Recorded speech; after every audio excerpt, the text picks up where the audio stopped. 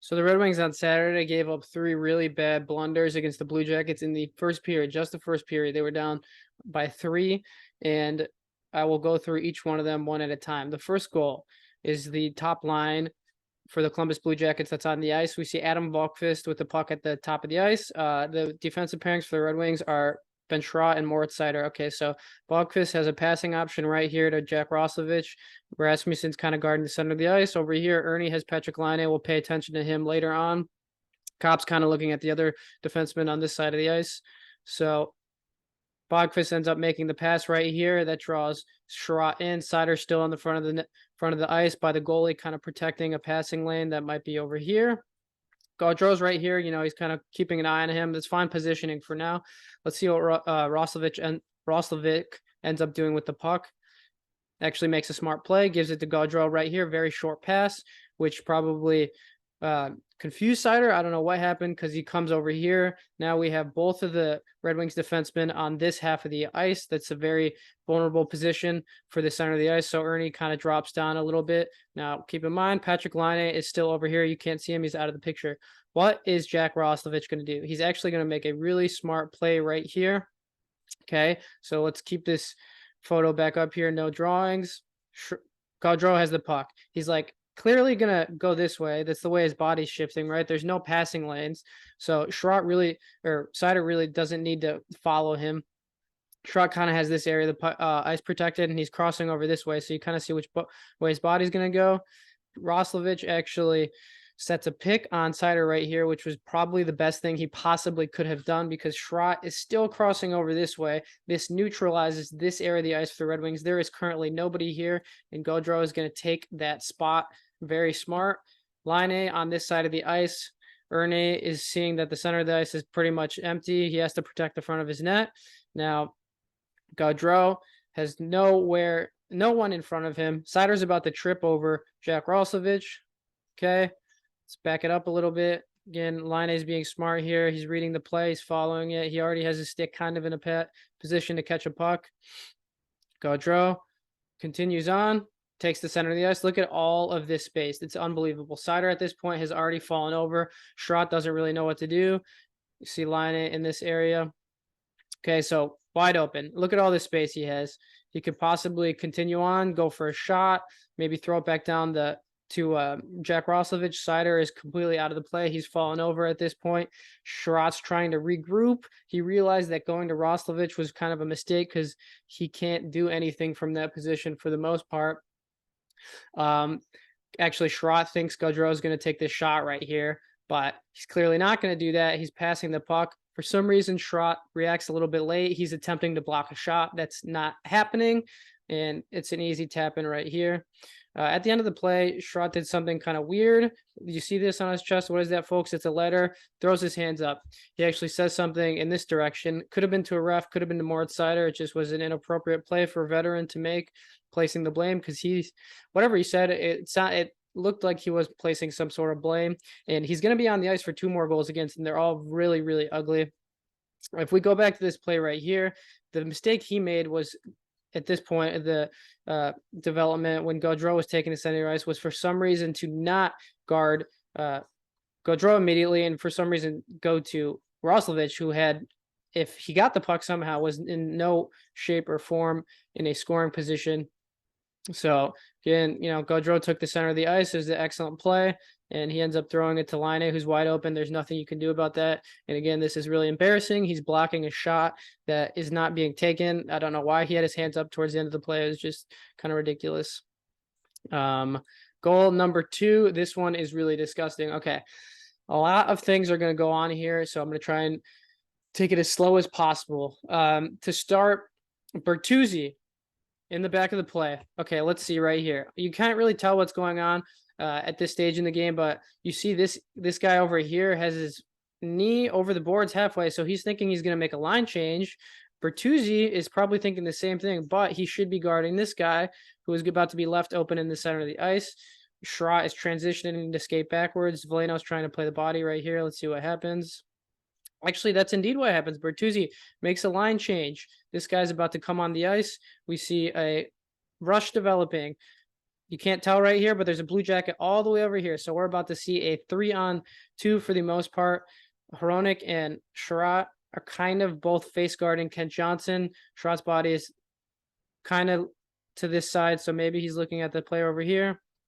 Oh, nope. Turns out Hronik and Chiarot are still face guarding this guy right here, the lone forward in the center of the ice. This Blue Jackets forward is about to go down the left wing, and Brännström is going to continue attacking this way. Johnson's about to make a really smart move. So the best thing you could possibly do when entering this zone, he has absolutely nowhere to go. Look, he's being guarded he's getting way too much pressure from the Red Wings' only defenseman back right here. Look at all this ice that these Blue Jackets can take. If Kent Johnson, let's say, made a nice area pass right here, he's got a lane to take. He can take a shot, rebound. You can do whatever he wants. The 52 is open, but what Kent Johnson does here is fantastic. He makes a hard stop, slows down. This is going to leave these two defensemen kind of in limbo. They don't know what to do. They thought he was going to keep attacking, but he does not. Now Johnson has the puck at a great place. He can do a lot of things right here. He could take a shot. He could pass to him. But what he ends up doing is actually stick handling it a little bit here. I think Hronik thought he was going to make a pass a lot quicker, but the stick handle threw them off. And it was setting him up to make another shot. You see Sundqvist trying to fall back in the play right here to block a passing lane, but that's not what he's going to do. He's going to shoot the puck. Chiarot kind of notices that. You can see the way his body's moving. He's like, oh, let's try and block this shot, even though I'm 4 body lengths away. Completely impossible. Kent Johnson takes a shot. It's going to end up hitting Husso right here, right in the logo, and he fails to make the save, sadly. Really bad stick positioning by all the Red Wings forwards. Look at, we have 3 red sweaters, all with their sticks at Kent Johnson late, right? Look at this guy. Look at this Blue Jackets forward. Look at this Blue Jackets forward, wide open in front of the net. They are completely unguarded. And the rebound, it's going to be juicy. Husso should have swallowed it up. Still, these Blue Jackets are having way too much space right here because these 3 Red Wings are just totally out of position. Puck's going to end up squirting right about here. And this is where it gets really interesting. Okay, let's pay attention. Who is in this play right now? Kent Johnson, Brännström, and number 4, who's the eventual goal scorer. So Kent Johnson, keep this guy in the back of your head because he's going to be a very crucial part of this play. Chiarot, he is going to end up falling to the ice, trying to guard Brännström. Hronik's kind of do a similar thing, and Sundqvist will end up guarding number 4 to no avail. Now, the Red Wings just made a line change, so Bertuzzi should be a lot closer to the play, possibly guarding Kent Johnson. Veleno's kind of slow to back to back check. Okay, so here's the rebound. It falls on number 4 stick. He's going to try and throw it onto the net, and he doesn't score. Sundqvist is again kind of guarding him. Red Wings defensemen were just too late because they were all focused on Kent Johnson. Okay, so number 4 gets a stick on it. Throws it to the front of the net. The puck at this point is right here. Husso, what is he going to try and do? Is he going to try and grab it? You see Chiarot trying to get it with his stick, and Kent Johnson still right here. Sundqvist missed his man. He ends up back here, useless at this point. Brännström's in a fantastic position. If the puck kicks out right here, he will get it. What ends up happening is Chiarot, like an absolute moron, instead of trying to get the puck, he takes the body right here. He takes the body on this guy. Why is he doing that? Now, watch right here. This guy, 52, has his stick on the ice, and he's looking at the puck. Instead of trying to play the body on 52, Chiarot should have been playing the guy's stick, so that, because even if he lays the body on him, 52 is still going to be able to touch the puck, and that's exactly what ends up happening right here. He makes contact with the puck. Kent Johnson, this guy, notices, okay, throws his stick in there, ends up making a little flick shot, you would say, to number 4. Who is reacting quicker than I think the defender might be Ernie, and gets a tap in here. We're probably going to back this up a little bit here. That's exactly what I do. Okay, so let's show where the puck was at before it ends up getting touched by 52, who taps it to Kent Johnson, who taps it to number 4. So Chiarot, again, he's going to take the body right here, which is a mistake. He should be playing 52 stick to prevent him from getting a touch on the puck. Now, Kent Johnson, let's take a look at this guy right here. What is he doing? In the previous photo, actually, you can't really tell from here, but in one of the photos, his head was kind of looking in this direction, but he uses his eyesight to see where the puck might be. Veleno's kind of looking over here. He's not really paying attention to Kent Johnson. So Chiarot flubs right here. Kent Johnson averts his look a little bit more. He's preparing to make some move. He's got quick reaction time. So 52 has already got his puck on his stick on the puck at this point. And Kent Johnson's like, oh shit, I'm gonna make a move right here to the front of the net. No one's guarding me right now. And that's what he ends up doing. You can see his momentum is going this way.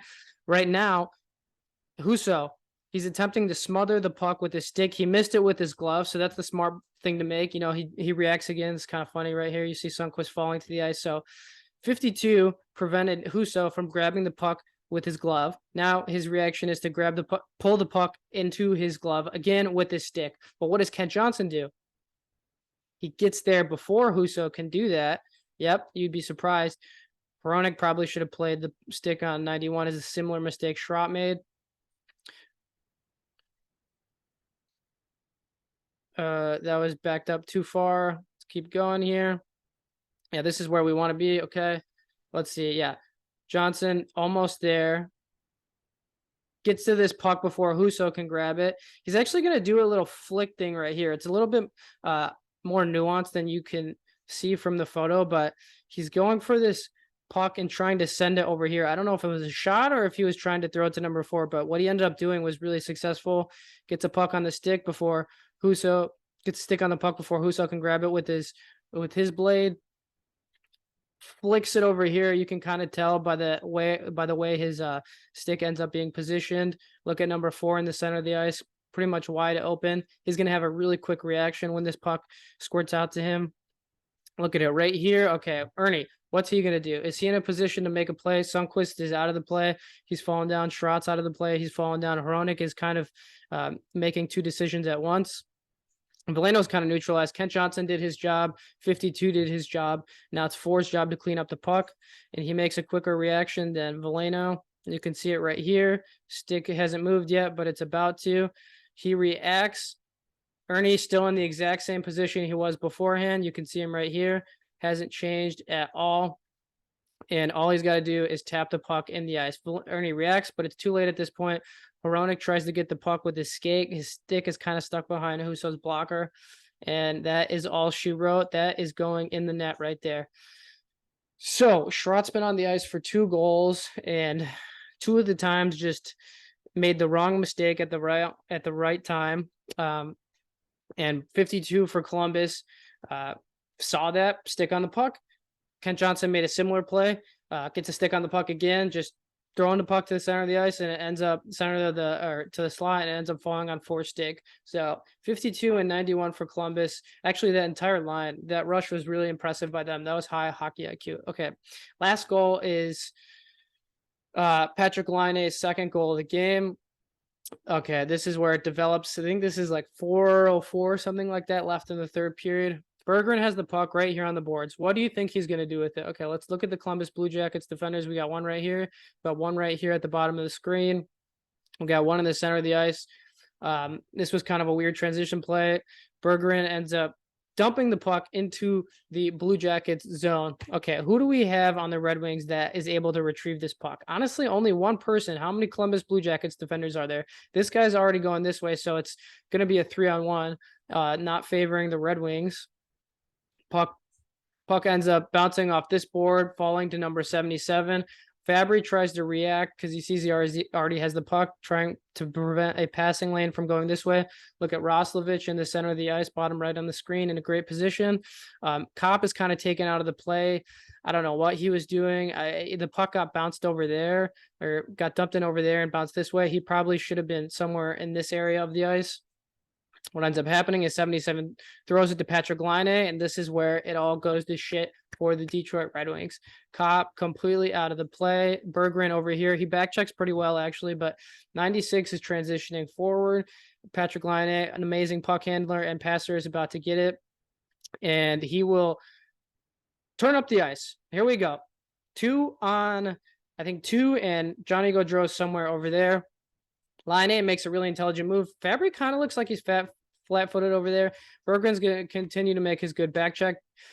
Roslovic, this guy's a lot smarter than I thought he was. He's going to cut in front of Laine. Now, you think that might be a mistake, right? Why are you blocking this guy's path? He's just going to keep skating forward. But if you think about it, Fabry is the one who's back checking on this play. So if he does continue skating this way, Fabry can kind of pressure line A. Fabry's probably around the same speed as Line A. I know he's had a bunch of ACL surgery, but he could probably make a difference in that play. But what ends up happening, like I said, Roslovic is going to cut in front of him. Line A is going to feed the puck off. And that is when Line A sets a pick on this guy. Sort of kind of a pick, but it takes Fabry much further, puts Fabry much further away from the puck than he wants to be. See, look, Line A has the distance between Roslovic and Fabry is Patrick Line. He's in between him, and Fabry is way further away from the puck than he should be. Here's Gaudreau at the bottom of the ice. We have Chiarot and Jake Wallman out there. Chiarot's been out there for 3 goals. It's just not a good look for the veteran. Roslovic looked really good in this game, and the play that he's about to make was no luck. Mickey Redmond said it was luck, but let's keep going on. Chiarot's going to skate this way. We're kind of developing a 3-on-2 with 2 back-checking forwards. Okay, here we go. Roslovic has crossed the blue line. Gaudreau's crossed the blue line. It's onside, looking good. The Red Wings are in not bad position. Both of them, the defensemen, are in not bad position. They're kind of looking at Roslovic as he's entering the zone. Berggren's doing the smart play, back checking toward the center of the ice. It's kind of clear that Roslovic wants to go this way. Line is going to continue going this way. Fabry's the lone back checker on the left side of the ice. What continues to happen here? So, same photo. Let's go on. Roslovic ends up cutting to the center of the ice. Line already has his stick in a position to catch a pass. Roslovic doesn't pass the puck. He actually shoots it to the surprise of the defenders. Can't really tell from there, but it was a no-look shot. Line is going to continue going this way. Gaudreau has to go this way naturally to get force the Red Wings defenders to go to this side of the ice to guard him. Puck hits off the backboards, bounces right to Line, who is no longer being defended by 14. What happened, Fabry? I thought you were back checking. Turns out they were all shocked by the missed shot, what appeared to be a missed shot off the boards, and so he kind of just stopped skating. But let's back up really quick. Why did Line know that Fabry might stop skating? Well, if you notice right here, he kind of has his head backwards, so he's been paying attention to Fabry this entire time. So we keep going. Roslovic skates to the center of the ice. Line probably has an eye on Fabry, knows exactly what he's doing. Fabry's eyesight is looking at Roslovic. So Line's like, I probably can just keep gliding here. I can be in a shooting position, and it doesn't look like the Red Wings are too worried about me. So Roslovic is skating this way. What the hell is he going to do? Like we saw, he shot it off the backboards, and the puck fell on Line's stick because he was wide open. And Line makes a really impressive play on the puck right here. It ends up going right here. How did it go there? Let's look at a different angle. Well, that was clearly where he was aiming for. You see his follow through. It's going to the top. Husso is going this way with his body. His glove is actually in a not terrible position. He attempts to smother it to grab it, but he kind of brings his arm close a little bit too early, and the puck gets past him. You can see right here, it's going to go right over there. He's closing it at this point. Chiarot's trying to make a play on Line, but he misses him. Okay, and now let's focus on Roslovic here. At this point in the broadcast, this is a replay, and the Red Wings announcers are saying this shot was luck. I don't think it was luck, okay? Look where Roslovic's eyes are at right now. This is the point in the play where he's cutting to the middle of the ice. This is Line stick right here. Line is going to go right here, again, in a position to receive a puck. Chiarot's focused on the puck, glued to it, not looking at his eyes. He doesn't know what's going to happen. Chiarot never knows what's going to happen. Still not looking. Takes a no-looking shot. Chiarot's like, what the hell? Okay, I'll just leave my stick here. Maybe I'll block a shot. No. Roslovic sees the triangle right here, and he's targeting that. Okay, now pay attention to his follow through. You're trying to tell me this is a shot, is an attempted shot on net? I'm pretty sure he knows where Husso's at. He has goals like this. Husso is pretty much right here, and this puck is aiming towards that area of the ice, so there's no way that puck's going to go in the net. What Roslovic is thinking is there's going to be a rebound that's going to get kicked out over here to Line, who's already on this side of the ice, okay? And that's exactly what happened. Look, see, puck hits Ville Husso, or rather, could have hit Ville Husso and bounced to Line, but instead hits off the boards, bounces right to Line. Now, the mistake Chiarot made right here, let's erase this. I mean, it's kind of innocent looking, but if you notice in the previous play, Chiarot is not entirely facing the center of the ice yet. He kind of has access to line out of his peripheral, but what he ends up doing is he turns this way. Now, kids, what do you see right here? You see number 8 looking at 29 from behind. Does he have eyes in the back of his head? No, he does not. Now Line is officially invisible to Ben Chiarot, to Jake Wallman, to Jonathan Bergeron. Honestly, to Fabry, who's looking over here. It's really bad play.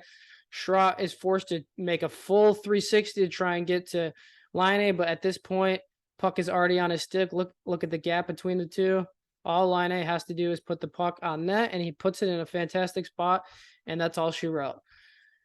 Red Wings ended up scoring 3 goals in the third period, but they lost 4-3 because of all these miserable blunders. They must have picked up the pace in the second and third period because they only let one more goal in. It was a really ugly game, bad for fans to watch, and I was disappointed in seeing these replays. So maybe I'll make more of these, but hopefully, I think they're playing against the Avalanche. Chiarot doesn't play as much because he's just clearly, I don't know, maybe the attitude with the first goal, is his positioning. He just makes a lot of just a lot of like silly mistakes, like turning the wrong way, playing the body when he should be playing the stick, drifting too far to the wrong side of the ice, staying too close to his defensive pairing. It's just, I think he likes to play man. He likes to play physical, and that's kind of what he knows, but that's not what the Red Wings needed in all of these scenarios. So that's a wrap. I hope you guys enjoyed the video.